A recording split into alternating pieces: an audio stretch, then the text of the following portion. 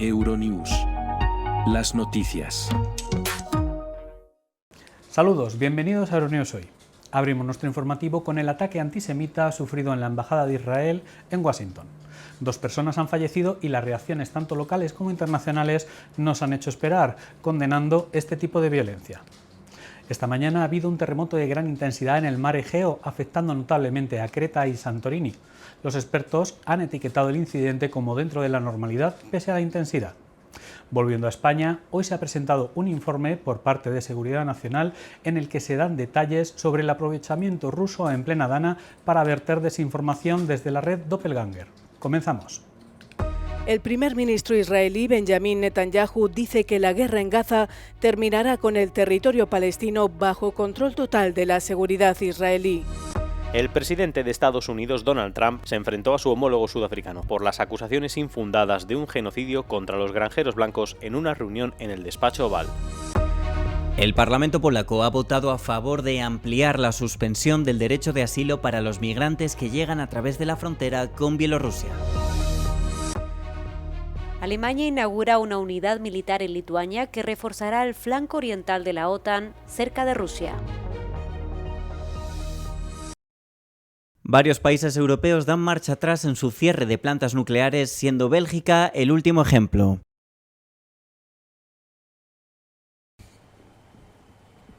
Dos empleados de la Embajada de Israel en Washington fueron asesinados a tiros al salir de un evento en un museo judío, según la policía estadounidense. Las autoridades informaron que el sospechoso gritó «Libertad para Palestina» tras ser arrestado. El tiroteo tuvo lugar fuera del Museo Judío de la capital, ubicado a pocos pasos de la oficina del FBI en la capital estadounidense. Según se informa, las 2 víctimas, un hombre y una mujer, salían de un evento cuando el sospechoso se acercó y abrió fuego. Tras el tiroteo, el sospechoso entró en el museo y fue detenido por la seguridad del evento.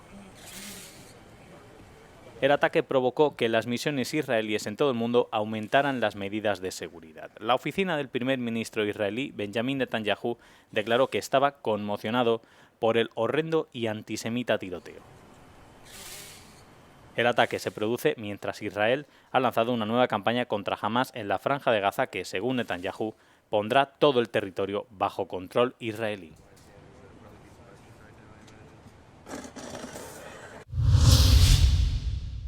Benjamin Netanyahu dice que la guerra contra Gaza continuará y terminará cuando el territorio palestino esté bajo el completo control de la seguridad israelí. En una rueda de prensa celebrada en Jerusalén a última hora del miércoles, el dirigente israelí señaló que pese a la creciente presión mundial, la guerra solo terminará cuando Israel logre sus objetivos. Netanyahu dijo que los combates continuarán hasta que se libere a todos los rehenes y se garantice el desarme en Gaza y la eliminación total de Hamás. También subrayó que tras la consecución de estos objetivos, Israel seguirá adelante con los controvertidos planes para después de la guerra propuestos por el presidente Donald Trump. Trump propuso el pasado mes de febrero que Estados Unidos se haría cargo de la franja y que todos los residentes de Gaza serían asentados en países vecinos al enclave.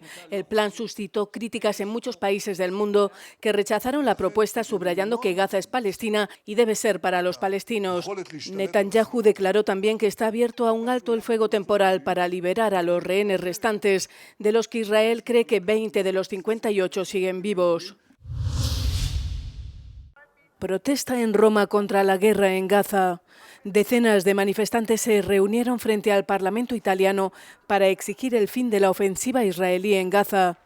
Ondeando banderas palestinas, pedían con lemas en sus pancartas que el gobierno italiano presione más a Israel para que se logre un alto el fuego humanitario. Los manifestantes acusan a Israel de llevar a cabo una campaña genocida contra el pueblo palestino. Hay en acto un crimen contra la humanidad, un genocidio. Se está produciendo un crimen contra la humanidad, un verdadero genocidio. Por lo tanto, creo que es correcto gritar nuestro dolor para que se ponga fin a esta guerra salvaje. Per interrompere questa barbarie. Después de 3 meses de bloqueo israelí, la población palestina está al borde de la hambruna, a pesar de la entrada de los primeros convoyes humanitarios. Los manifestantes también expresaron su indignación por los ataques israelíes contra hospitales y el bloqueo de medicinas y suministros médicos. El presidente estadounidense Donald Trump recibió en la Casa Blanca a su homólogo sudafricano Cyril Ramaphosa. La reunión, al menos para Ramaphosa, tenía como objetivos restablecer los tensos lazos entre Estados Unidos y Sudáfrica, pero Trump aprovechó la reunión para enfrentarse a Ramaphosa por las acusaciones infundadas de asesinato sistemático de granjeros blancos. Estos son los artículos de los últimos días. Muerte de personas, muerte, muerte. Una muerte horrible. Muerte. Debo decirle, señor presidente, que hemos tenido un tremendo número de personas, especialmente desde que han visto esto, que son granjeros blancos y están huyendo de Sudáfrica. Y es algo muy triste de ver, pero espero que podamos tener una explicación de eso.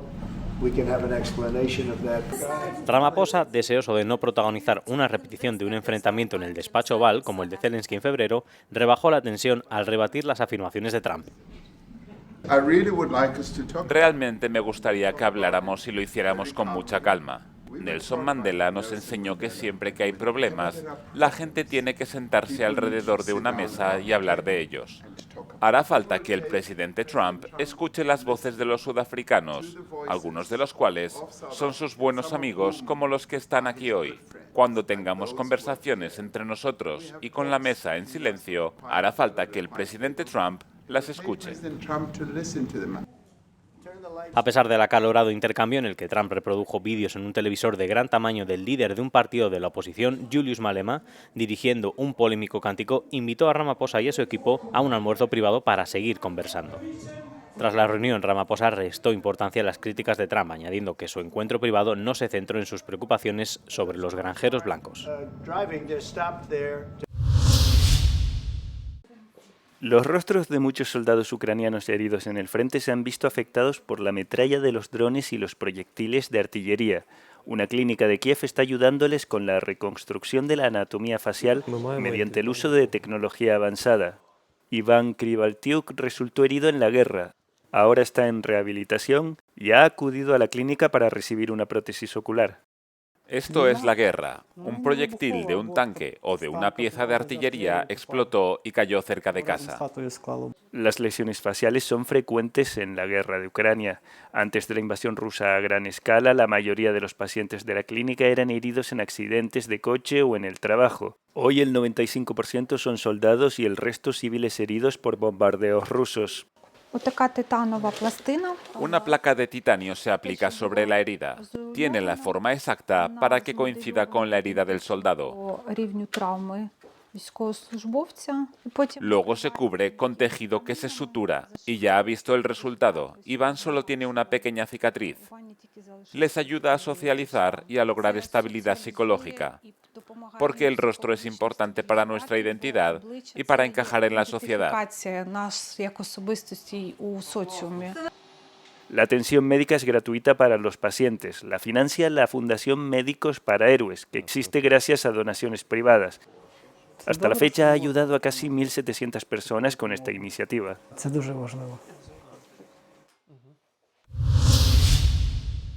El Parlamento polaco aprobó este miércoles la prórroga de la legislación que suspende temporalmente el derecho de asilo de las personas que entran en el país a través de su frontera con Bielorrusia, pese a vulnerar el derecho internacional en materia de asilo. El primer ministro Donald Tusk defendió la necesidad de prorrogar la ley que ha enmarcado como necesaria para la seguridad nacional. Tanto él como su gobierno han argumentado que Moscú y Minsk están animando deliberadamente a los migrantes y solicitantes de asilo a cruzar la frontera para desestabilizar Europa. Lukashenko y también Putin están movilizando a miles de inmigrantes irregulares con la ayuda de contrabandistas. Los están reuniendo cerca de las fronteras con Polonia, Finlandia, Lituania y Letonia. Esto es un negocio de oro para ellos y, por supuesto, una clara versión de la guerra híbrida. La legislación ha sido muy criticada por organizaciones internacionales como ACNUR, que han advertido que no es compatible ni con la legislación internacional ni con la europea en materia de asilo. Los grupos de derechos humanos estiman que cientos de personas han muerto en la frontera entre Polonia y Bielorrusia desde 2021 y que miles han sido objeto de devoluciones en caliente ilegales y violentas por parte de guardias fronterizos polacos.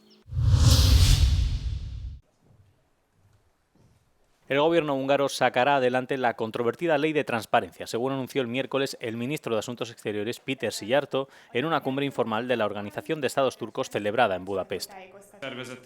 El político envió también un mensaje al Parlamento Europeo, que ha pedido un debate extraordinario sobre la ley de transparencia que podría estigmatizar y destruir financieramente a la prensa y a las ONG que acepten dinero extranjero.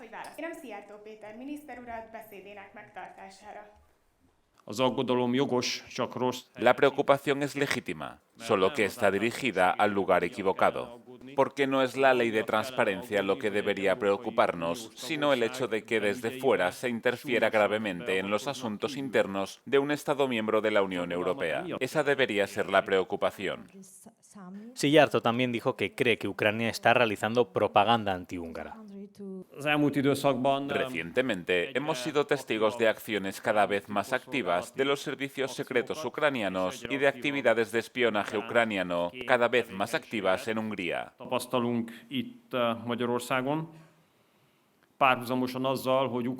Paralelamente, Ucrania está llevando a cabo una propaganda antihúngara cada vez más agresiva en Ucrania, en Hungría y a nivel internacional. A la reunión informal de la Organización de Estados Turcos asistieron dirigentes de los Estados miembros, entre ellos el presidente turco Recep Tayyip Erdogan.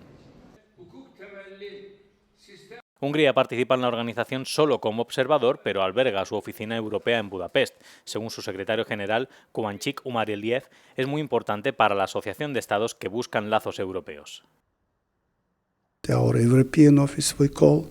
Nuestra oficina europea es también un puente entre Europa y nuestros Estados miembros.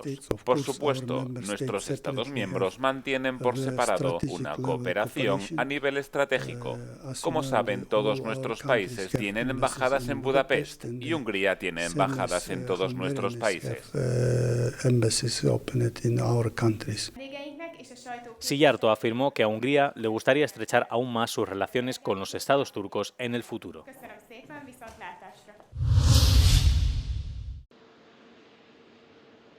El canciller alemán Friedrich Merz ha llegado a Lituania para inaugurar la primera unidad militar permanente de Berlín en el extranjero desde la Segunda Guerra Mundial, según informa Vilna.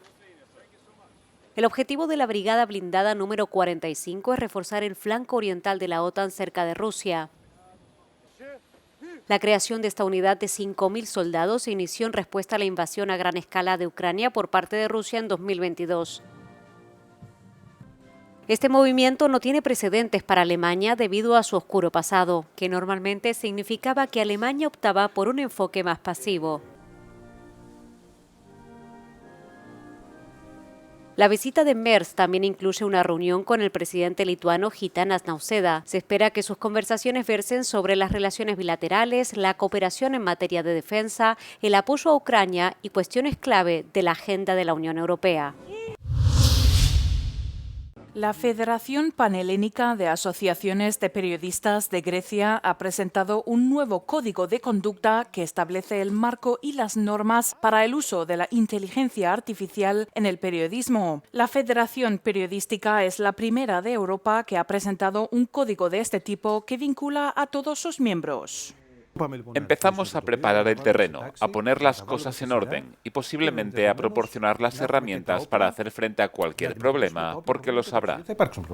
La adopción del código por la Asociación de Propietarios de Internet se considera un paso especialmente positivo. En caso de que un periodista detecte la aplicación de una práctica por parte de un medio de comunicación contraria al código, deberá dirigirse a los sindicatos. Para redactar este código se creó un comité de IA con la participación de expertos en la materia. La idea básica de este código, según el presidente del comité y profesor de Derecho Spyros Vlachopoulos, es que la IA es una realidad, pero no sustituirá el trabajo del periodista. El código de conducta compromete a los periodistas y establece las normas básicas relativas a las aplicaciones de la inteligencia artificial, de qué manera y, lo que es más importante, cuáles son los riesgos potenciales que habrá que afrontar. Al mismo tiempo debemos destacar que también es un escudo de protección para el periodista, lo que significa que cuando se le pida que utilice la inteligencia artificial de un modo que vaya en contra de los principios éticos básicos, podrá negarse legalmente y estar protegido, por ejemplo, de un despido ilegal ilegal o abusivo. La inteligencia artificial está aquí para quedarse, está aquí para ayudar, pero en cualquier caso no está aquí para sustituir al periodista en su trabajo. Así que el periodista debe tener la supervisión, el control, debe controlar el producto de la aplicación de la inteligencia artificial, especialmente la llamada inteligencia artificial productiva, que es la que produce texto, y también debe comprobar la fiabilidad de la aplicación utilizada. Un principio clave del código es el de la transparencia. Cuando un periodista utiliza herramientas de IA, debe haber un etiquetado de las mismas. El gobierno griego y todos los sindicatos están debatiendo la ley vigente sobre el funcionamiento de los medios basándose en este nuevo código ético. Creo que el código de conducta es una base necesaria sobre la que podemos actualizar la legislación, que debe prever lo que debe hacerse en caso de que no se respeten las normas que los propios periodistas han establecido de forma muy correcta. En los próximos meses, sea lo que se decida, en nuestras conversaciones con los sindicatos, tendremos mucho más que contarles.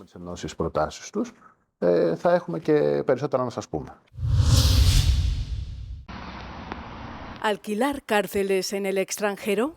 Francia se plantea dar una respuesta radical a su crisis de sobrepoblación carcelaria y está considerando alquilar celdas en cárceles en otros países europeos. ¿Pero se trata de una solución realista? Con más de 82.900 reclusos y solo 62.000 celdas, Francia se está quedando sin sitio para tantos presos. La semana pasada el presidente Emmanuel Macron dijo que está abierto a alquilar plazas en prisiones extranjeras. La experiencia no sería una primicia francesa. Bélgica ya alquiló más de 650 celdas a Países Bajos entre 2010 y 2016. En 2021, Dinamarca cerró un acuerdo de 210 millones de euros para alquilar 300 plazas en Kosovo. Por su lado, Estonia quiere rentabilizar sus celdas semivacías, pero el caso belga ya planteó importantes problemas éticos. Países Bajos alquilaba celdas a Bélgica con su propio personal, pero bajo la ley belga. El personal neerlandés recibió formación para aprender el funcionamiento de las prisiones belgas. Y en segundo lugar, las visitas de familiares eran muy complicadas debido a los requisitos de visado. Al final, Bélgica abandonó el proyecto, así que no veo un motivo para repetir el experimento. Los más críticos dicen que esta idea conlleva además importantes costes logísticos. Francia gasta entre 100 y 250 euros diarios por cada preso.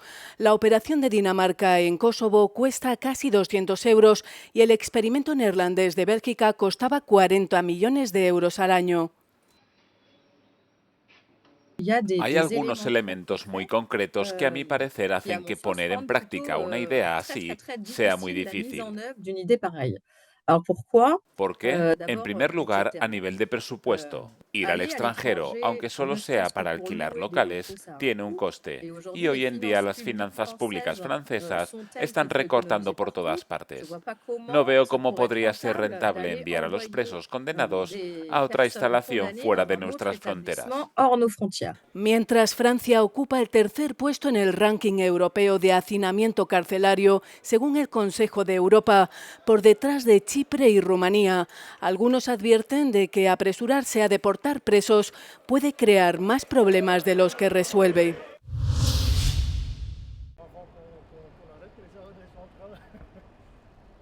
Se trata de un cambio político y energético en Bélgica. El país ha decidido derogar su ley de eliminación progresiva de la energía nuclear. El texto aprobado por los diputados va aún más allá, ya que permite considerar en el futuro un sector nuclear con posibilidad de construir nuevas centrales. En 2003, Bélgica decidió cerrar progresivamente sus 7 reactores nucleares. Por ello, el actual gobierno ha decidido dar marcha atrás con este compromiso para responder a los desafíos actuales. La energía nuclear es baja en carbono, lo que nos permite cumplir nuestros nuestros objetivos climáticos europeos, pero también es una fuente abundante de energía. Existen 3 objetivos compartidos con nuestros socios europeos: seguridad de suministro, precios controlados y energía baja en carbono, y la energía nuclear cumple los 3 criterios. El caso de Bélgica no es un caso aislado dentro de la Unión Europea en esta cuestión. En la actualidad, la Unión Europea cuenta con alrededor de un centenar de reactores repartidos en 12 de sus 27 países miembros. Para la gran mayoría no se trata de renunciar a la energía nuclear. Sin embargo, esta dinámica a favor de la energía nuclear también se está extendiendo a los estados que no dependen de esta tecnología. El ambiente político y la opinión pública han cambiado. Creo que se debe a la situación económica, con una enorme incertidumbre geopolítica y una dependencia del gas que sigue siendo muy fuerte. Por lo tanto, es natural que hagamos todo lo posible para ser más independientes del gas. La energía nuclear es un camino y las renovables son otro, y no son contradictorias. Alemania podría ser el eje de una dinámica a nivel europeo en favor de la energía nuclear. Aunque Berlín no tiene intención de revocar su salida nuclear, el nuevo canciller no parece querer interferir en los proyectos previstos por sus socios de la Unión. En otro cambio notable, Italia ha allanado el camino para el retorno a la energía nuclear hacia finales de la década para garantizar su seguridad energética y alcanzar sus objetivos de descarbonización. Sin embargo, Roma se había comprometido hace 40 años, después de 2 referéndums, a no utilizar más energía atómica. El jurado del Booker Internacional ha concedido su premio por primera vez a una antología de relatos recopilada por la autora Banu Mushtaq y su traductora Deepa Bhasti. El libro además está escrito en canarés, una lengua propia del sudoeste de la India hablada por más de 52 millones de personas y con una historia literaria de más de 1000 años. Siento como si este momento fuesen 1000 luciérnagas iluminando el cielo. Un momento breve y brillante. La antología de Harlam narra las desventuras de varias mujeres del sur de la India y están escritos a lo largo de 3 décadas. ¿Qué países europeos son los más y los menos progresistas en materia de derechos LGBTIQ+?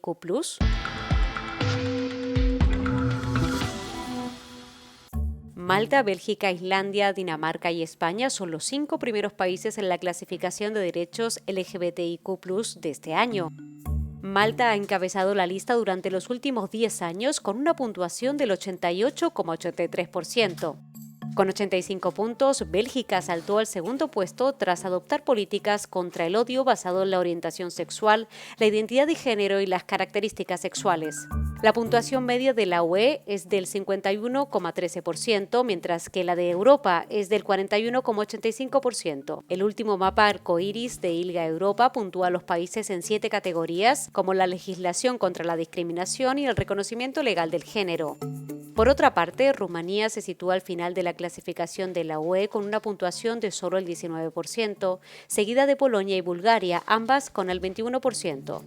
El Reino Unido también ha descendido 6 puntos, situándose en el puesto número 22.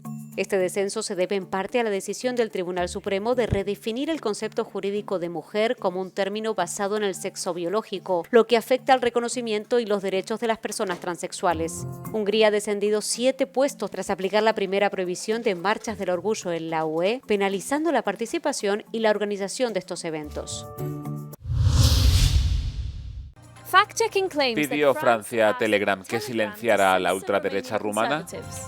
El fundador de Telegram, Pavel Durov, ha afirmado que los servicios de inteligencia franceses le pidieron que prohibiera voces conservadoras en Rumanía a través de su aplicación de mensajería antes de la segunda vuelta presidencial del pasado domingo. En una publicación en X, Durov afirma que Nicolas Lerner, director de los servicios de inteligencia franceses, le hizo personalmente la petición y que él se negó a obedecer. Las autoridades francesas niegan las acusaciones. En un comunicado, el Ministerio de Exteriores de Francia calificó las afirmaciones de Durov de maniobra de distracción de las verdaderas amenazas de injerencia dirigidas contra Rumanía. Pero a pesar del desmentido de Francia, las afirmaciones no confirmadas se han hecho virales por Internet, amplificadas por el propietario de X, Elon Musk. y por periodistas afiliados a medios estatales rusos.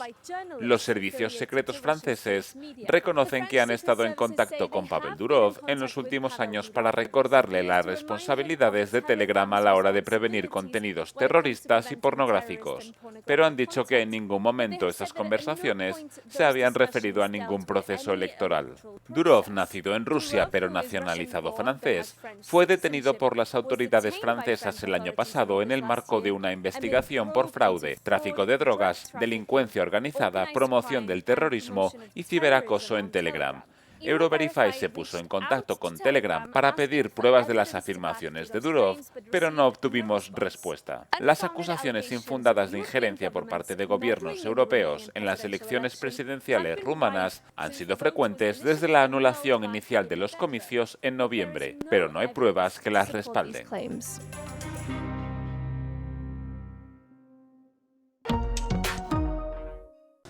Y hasta aquí las noticias de hoy. Pueden mantenerse informados desde nuestras redes sociales y página web, donde podrán leer contenido específico como por ejemplo que el Bitcoin está alcanzando máximos históricos, o bien la reunión de Pedro Sánchez con las asociaciones de víctimas de la Dana, entre otros. No olviden suscribirse a nuestro canal de YouTube y pulsar la campanita para no perderse ningún Euronews Hoy. Y para terminar les dejamos con el vídeo No Comment del día, después, eso sí, de la información meteorológica. Un saludo y cuídense.